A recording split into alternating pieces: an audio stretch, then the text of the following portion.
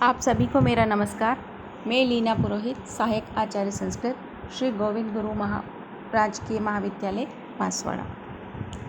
कल के वीडियो में हमने उत्तर रामचरित के प्रथम अंक को आगे बढ़ाते हुए श्लोक संख्या 14 से 17 का अध्ययन किया, जिसमें जो अंतिम श्लोक था वो था जनका नाम रघुणाम च संबंधः कस्य न प्रियः यत्र दाता गृहीता च स्वयं कुशिक नंदनः।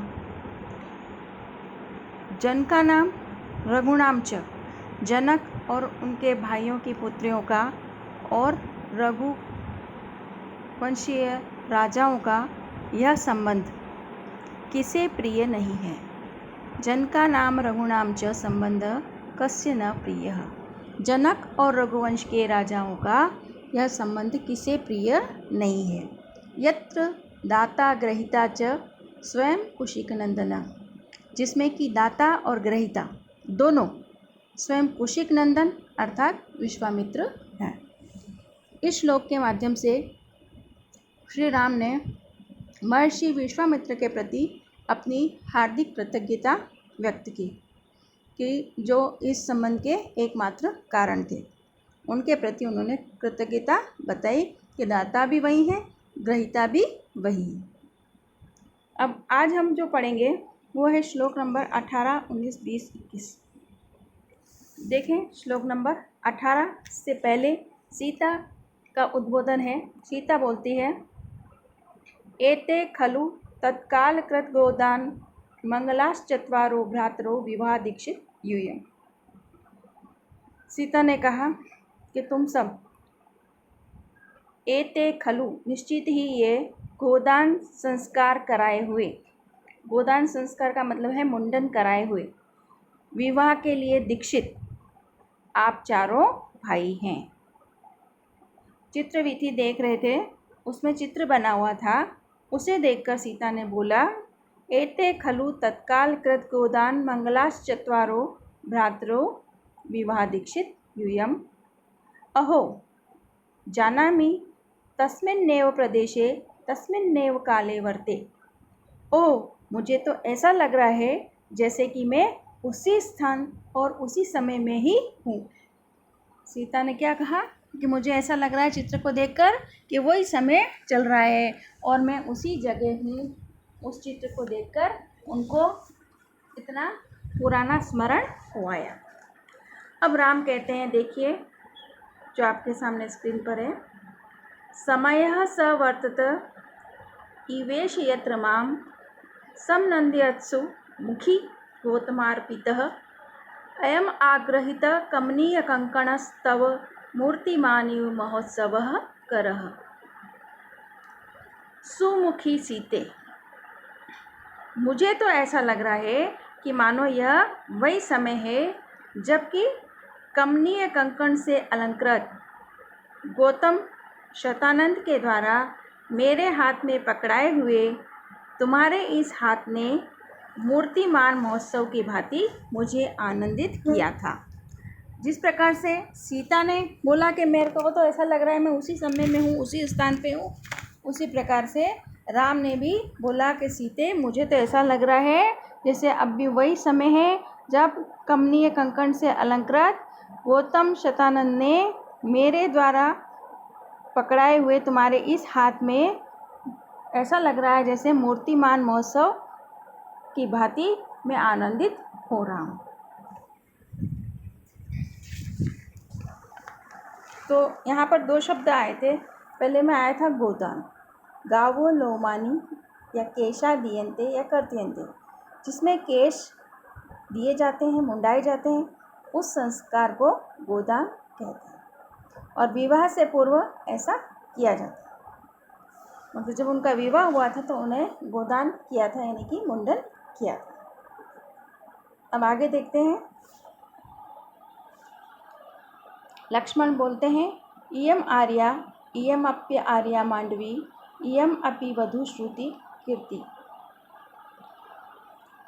इयम आर्या, यह आप हैं, इयम अप्य आर्या मांडवी, और यह आर्या मांडवी है, मतलब ये भाभी आप हैं, सीता के लिए बोला, और यह भी मांडवी आर्या या पत्नी है। मांडवी किसका नाम था?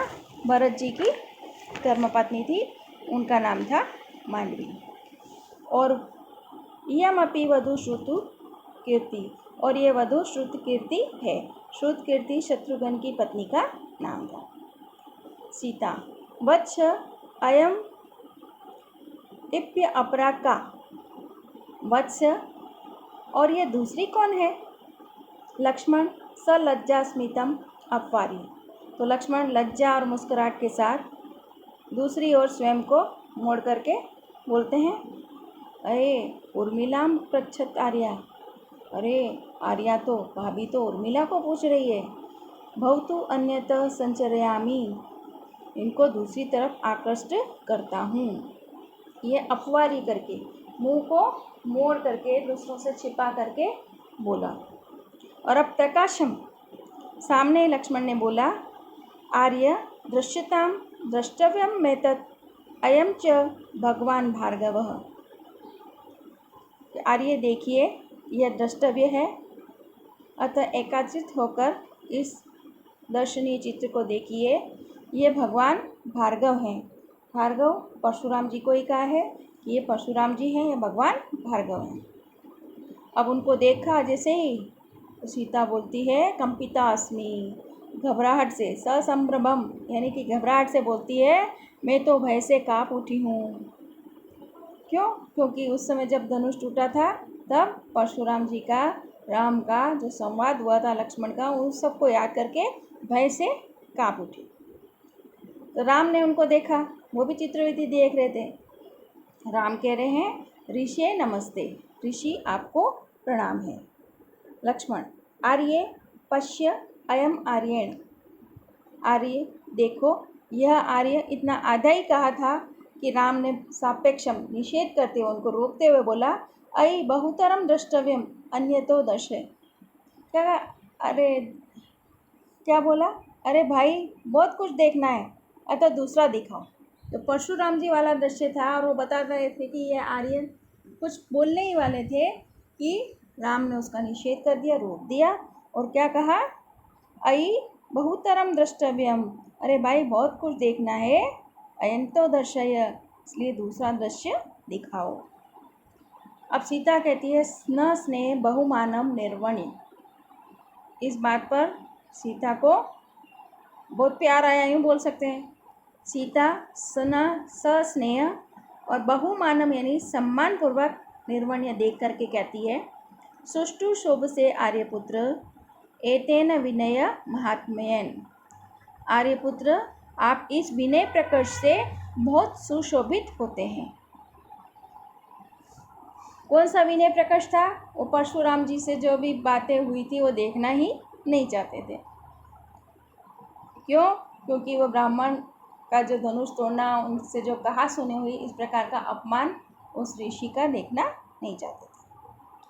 अब लक्ष्मण कहते हैं, एते वयम अयोध्या प्राप्ता। क्या कहते हैं कि अब हम लोग अयोध्या में आ गए हैं। वो चित्र फलक को पलटते जाते हैं और अब अयोध्या का सीन आ गया। तो अब राम ने बोला, राम बोलते हैं शास्त्रम, अयोध्या को देख करके आंसुओं के साथ में बोलते हैं, स्मरामि हंत स्मरामि। क्या कहते हैं राम? स्मरण करता हूँ, हंत स्मरण करता हूँ, जीवत्सु तातपादेषु नूतने दार संग्रहे, मातृभिश्चिंत्यमानां ते ही नो दिवसा गता। जब पिताजी जीवित थे, हमारा नया नया विवाह हुआ था, माताएं सब प्रकार की चिंता रखती थी। हाँ, और आज हमारे वे सुखमय दिन चले गए। पुराना चित्र देखकर अयोध्या का, उसमें पिताजी भी थे, माँ भी थी, माँ सब प्रकार से उनका ध्यान रखती थी और आज वो हमारे सुखमय दिन चले गए। इस प्रकार से राम दुख मना रहे। तो यहाँ पर वत्स इयम अपरा का, यह सीता ने पूछा था। सीता ने ये कहकर बड़ी मीठी चुटकी ली थी, क्योंकि वो उसके देवर लक्ष्मण की पत्नी थी और उनकी बहन भी थी। उनको छेड़ने के लिए उन्होंने उनसे पूछा था, इयम अपरा का। अब एक शब्द आया कि अपवार्य, लक्ष्मण अपवार्य करके उन्होंने कुछ बोला, तो एक और मुख करके कोई बात कहना जिससे कि कोई दूसरा पात्र उस कथन को सुन न सके, तो उसे इस संस्कृत नाटक में अपवार्य नाम से जाना है। एक और शब्द है प्रकाशम, सर्वश्राव्यम प्रकाशम स्यात्, उस बात को जिसे सभी सुन सके, सबके सामने कहें, सब सुन सकें, उसको कहते हैं प्रकाश। और जो बात मन ही मन में बोली जाती है, मन ही मन में कही जाती है स्वयं के, उसको कहते हैं स्वगत। अब जब राम ने कहा था कि अयि बहुतरम द्रष्टव्यम अन्यतो दर्शय, कि अभी तो बहुत कुछ देखना है, दूसरा बताओ, तो यहाँ पर भगवान राम का ये जो कथन था, उनकी अनुपम शालीनता का द्योतक है। वो परशुराम जी के मान भंग का प्रश्न उठाने पर वे उसे पसंद नहीं करते, उस दृश्य को छोड़कर आगे बढ़ने का अनुरोध करते हैं। और फिर अभी इस श्लोक में कहा, ते ही दिवसागता, वो दिवस वो दिन चले गए। तो पिछली अनुभूतियों के लिए कितनी लालसा, उत्सुकता और व्यथा है उनके मन में, इस बात को यह दिखाता है। अब आगे देखें।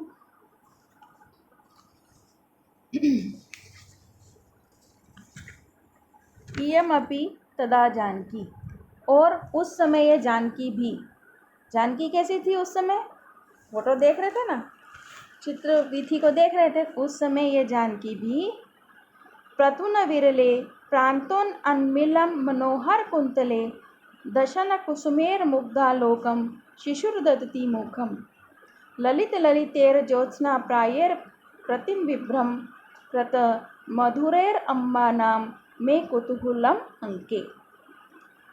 अब यहाँ पर सीता का वर्णन कहा है कि सीता कैसी थी, छोटे छोटे छीदे छीदे दांत वाली, छीदे छीदे कुसुम कलिकाओं के समान कमनीय दांतों और कपोलों पर शोभित होती हुई मनोहर काली काली घुंघराली अलकों से रमणीय उनका सीता का वर्णन किया जा रहा है कि उनके छोटे छोटे छीदे छीदे दांत, दूर दूर दांत कैसे लगते थे, कुसुम कलिकाओं के समान कमनीय दांत थे। गालों पर मनोहर काली काली घुंघराली अलके थी, उससे वो रमणीय दिखती थी।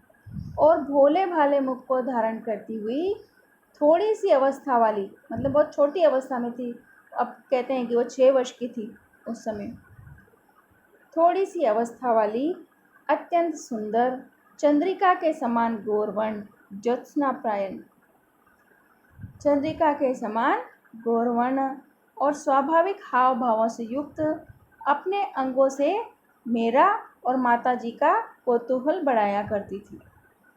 ये कौन बोल रहे हैं, राम, उस समय की जानकी के बारे में। आगे देखेंगे। लक्ष्मण बोलते हैं, एष मंथरा वृत्तांत, यह मंथरा का वृत्तांत है। अब मंथरा की बारी आ गई उस चित्रवृत्ति में, यह मंथरा का वृत्तांत है। अब राम बोलते हैं, सत्वरम अन्यतो दर्शयन, शीघ्रता से दूसरी ओर दिखलाते हुए, उस मंथरा की तरफ उन्होंने छोड़ दिया और शीघ्रता से वो दूसरी तरफ दिखाते हुए कहते हैं, देवी वैदेही, देवी जानकी इंगुदी पादपः सोऽयं शृंगवेरपुरे पुरा निशात्पतिना यत्र स्निग्धेन आसितम समागम। श्रृंगवेरपुर में यह वही इंगुदी पादप सोऽयं, यह वही इंगुदी का पादप है, इंगोट का वृक्ष है। कहाँ पर, श्रृंगवेरपुर में, जहाँ निशातपति, जहाँ परम स्नेही निषादराज गुह के साथ में हमारा परिचय समागम हुआ था। तो जो निषादराज थे उनका नाम था गुह। वो कहाँ मिले थे उनको, श्रृंगवेरपुर में मिले थे, इंगुदी का वृक्ष जहाँ पर वो मिले थे उसको दिखाने लग गए। किसको छोड़कर, मंथरा के वृत्तांत को छोड़कर शीघ्रता से दूसरी तरफ दिखाने लगे, देवी श्रृंगवेरपुर में यह वही इंगुदी का वृक्ष है। इंगुदी पादपः सोऽयं श्रृंगवेरपुरे निषादपतिना यत्र स्निग्धेनासीत् समागमः। जहाँ पर पहले परम स्नेही निषाद राजगुरु के साथ में हमारा परिचय हुआ था, ये वही इंगुदी का वृक्ष है। अब लक्ष्मण विहस्य स्वगतम, हंस करके, स्वगतम मतलब स्वयं ही मन में बोलता है। क्या बोलता है? अये मध्या अम्बाम वृत्तांतो अंतरित आर्येण। क्या बोलता है? आर्य ने, राम ने मछली माता, मध्य अम्बा मछली माता, कौन थी उनकी मछली माता? कैकई, उसकी वृत्तांत को छोड़ दिया।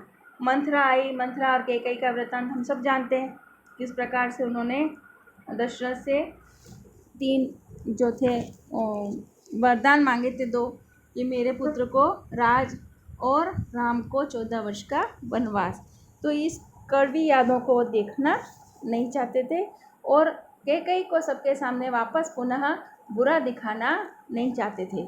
इसलिए श्री राम ने उस मंथरा वृत्तांत को छोड़कर इंगुदी के पादप की ओर इशारा कर कर जानकी का ध्यान उस तरफ आकर्षित किया। तो यहाँ पर राम सभी तरह से अपनी मर्यादा का पालन करते हुए दिखाई दे रहा है। ऐसा मंथरा वृत्तांत, ऐसा कहकर के लक्ष्मण ने पुनः एक विगत कटु प्रसंग की अवतारणा की, किंतु भगवान राम ने उस दृश्य से सीता का ध्यान दूसरी ओर खींच लिया। वे नहीं चाहते थे कि माता कैकई के प्रति कोई अनुचित भावना रखी जाए, क्योंकि पुनः हम उस दृश्य को देखते हैं तो पुनः वो बात आ जाती है और मन मेला हो जाता है, तो ऐसा वो चाहते नहीं थे। तो यहाँ पर भगवान राम की उदारता का बहुत ही सुंदर निदर्शन किया हुआ है।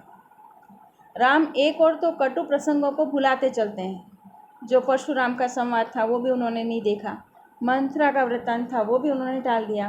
तो दूसरी ओर श्रद्धालु और स्नेही जनों को वह भूलते नहीं, जैसे कि निषाद राज गु का वो प्रेम से स्मरण करते हैं कि यहाँ पर हमें वो मिले थे। गुह जो है श्रृंगवेरपुर का राजा था और उसने उनकी बहुत मदद की थी वनगमन के समय। अब आज हम इतना ही पढ़ेंगे, आगे हम अगले श्लोकों का अध्ययन करेंगे। धन्यवाद।